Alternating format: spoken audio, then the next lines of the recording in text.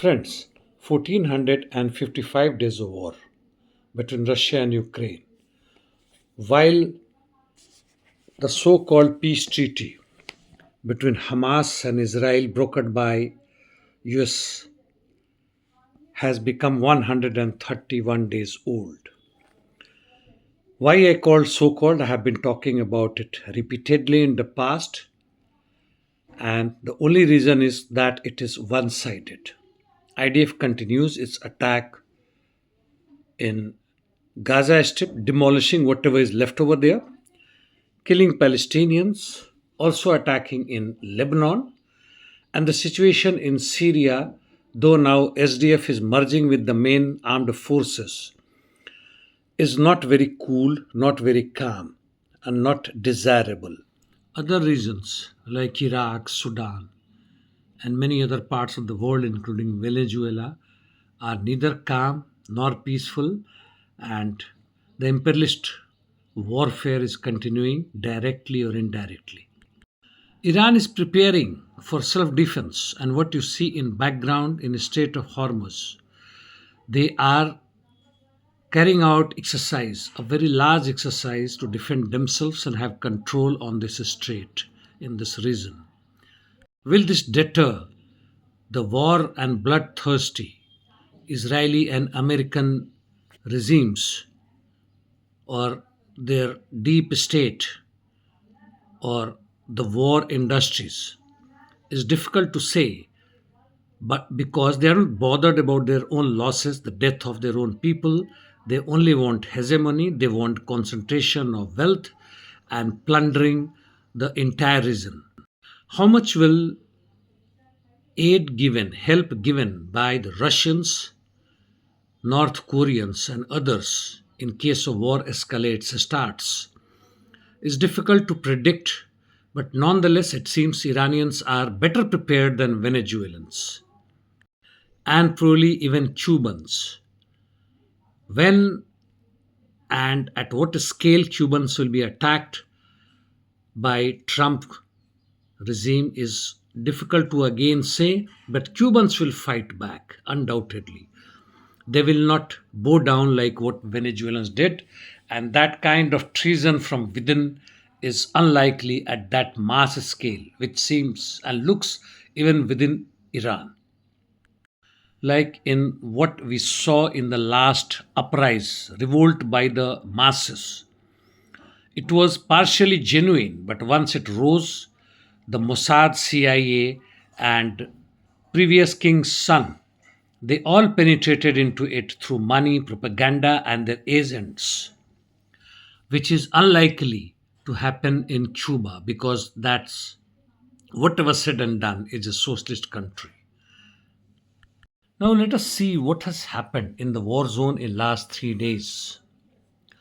As far as South Ukraine is concerned, in Zaporozhye region, pro Russian Federation channels report that Ukrainians' counterattacks are successful on many fronts. In South Ukraine, that is Zaporozhye, and they have incurred heavy cost in terms of both men and material. Well, this is the war, but they have gained, and their propaganda wing is highly active to show that they can defeat Russians. However, it seems that Ukrainians haven't succeeded fully in consolidating along Hyper River or dislodge logistic supply route to Huliaipol for the Russian army, which seems to be one of their aims. As per another channel, Russians have taken over Mahda, Linivka, and Lukia Mifka. Fight is also on for Novaya Kovalivka. In Primorsky region, the fight is on in northern part.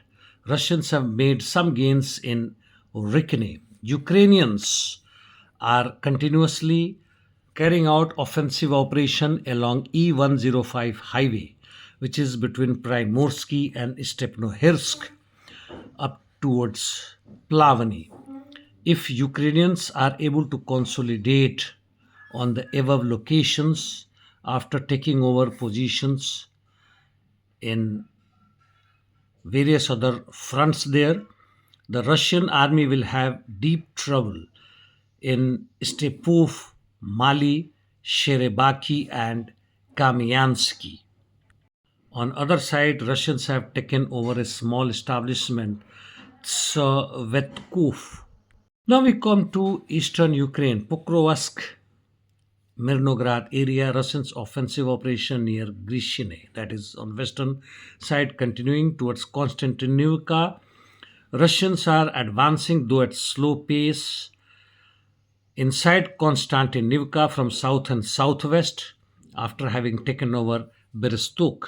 Further up towards Soledar Siversk, that is in eastern part of Sloviansk direction, fight is on in Golyubovka, and Russians have advanced on Privolye, Nikiforovka area, and also Russians' offensive operation continuing towards Fedorovka second. In northeast Ukraine, by and large, situation is same. Russians' advance has further slowed down. It looks like, as far as Lyman is concerned, in Kupiansk region, stalemate continues. Northeast Ukraine, in Volchansk direction, Russians continue advancing.